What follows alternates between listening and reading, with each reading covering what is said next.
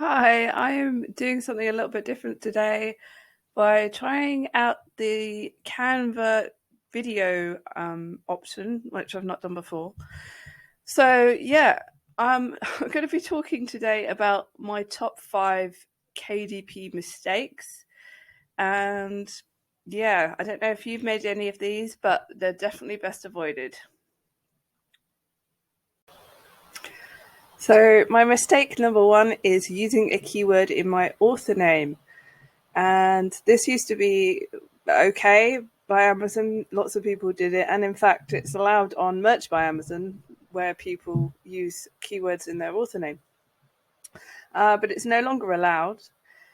However, Amazon did get back to me about my specific author name and told me it was absolutely fine. Unfortunately, once the automated response from Amazon starts happening when you edit your book, you cannot undo it. It will just carry on happening as far as I can tell. No matter what I did as far as trying to stop it, it didn't ever stop. So I just decided to leave it, and as a result I no longer edit that author name. I no longer upload books to that author name. In fact, there are a few different author names that I do not upload to anymore. I still think it's fine to use a brand type name rather than a name of an actual person. That's what I prefer to do, and that's been absolutely fine as far as I can tell so far, and Amazon don't have a problem with that. But as far as keywords go, something like pretty notebooks for girls or something like that, you definitely don't want to say anything like that. So keep away from keywords in your author name. Yeah, so number 2 is using the same keyword in my title and subtitle.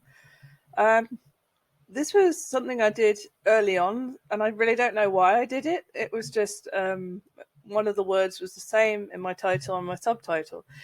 Again, though, when I went to Amazon about this, they said it was fine. So I'm not sure how much of a problem this actually is.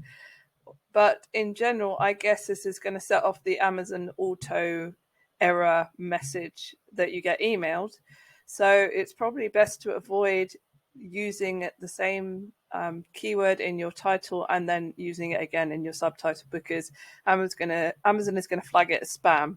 But also, you just don't need to do that. There's really no reason to put the same keyword again in your subtitle. It's not going to help you at all. In fact, it's a complete waste of space having the same keyword in both spaces. So, yep, just avoid doing that and you should be fine. It's something that I'm definitely aware of now that I might do by mistake, and now I won't be doing that again. So, number 3 is using too many words in my subtitle. I don't do this now, but when I started, I definitely used too many words. You know, the point where Amazon actually has to cut off the subtitle and you can't see it in the search results anymore because it's so long, they just cut it off.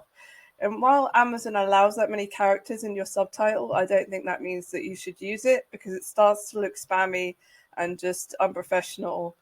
So now I tend to choose just a couple of phrases that will fit in the subtitle, and you'll be able to actually see that in the Amazon search results. It won't be so long that it kind of goes over the edge.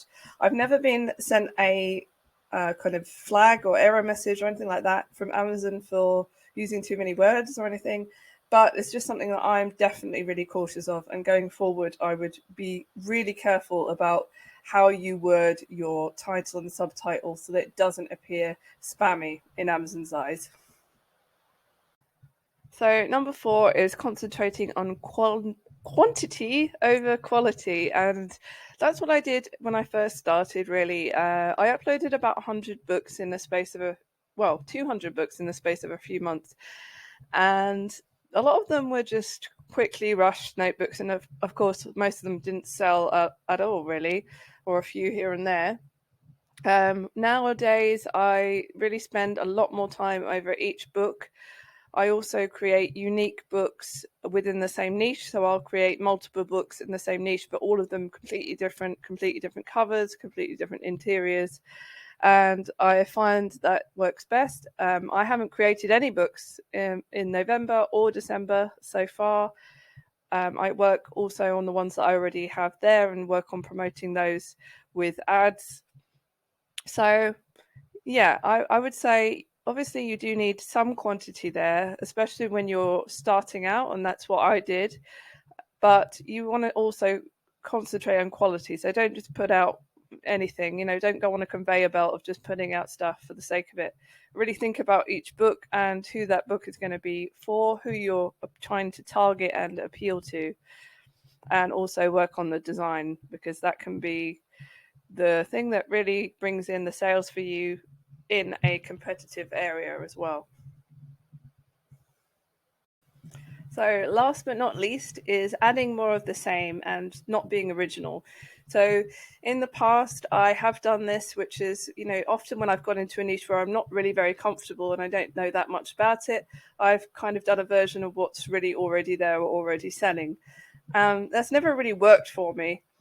What has worked for me is doing something unique in an area where there are people making sales, but doing something quite different from what's already there.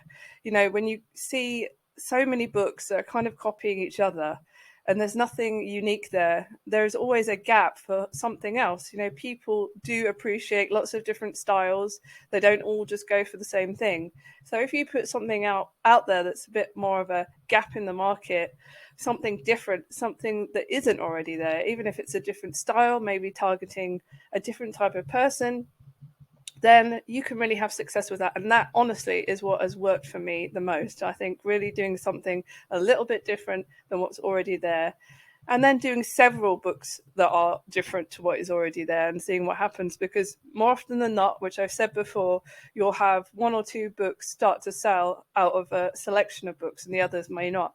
So if you don't try several different designs, then you may think that you're not going to work in a niche when actually you just needed to try a few different things. And I do mean completely different. I don't mean just changing the color of the cover or whatever, doing a completely different cover. So yeah, I would say just don't copy what's already there. It's not worth doing. It really isn't. Try and be unique and original in your work. It will pay off in the end. So that's it. Those are my 5 KDP mistakes. What mistakes have you made on KDP? Maybe let me know in the comments below. And I hope you enjoyed this video. It's the first time I've used Canva for making a video, and it's been quite fun. If you are interested in videos about KDP and making money online, then please do subscribe and hit the notification bell so you can get notified whenever I upload another video. So thanks very much, guys, and I'll see you again soon.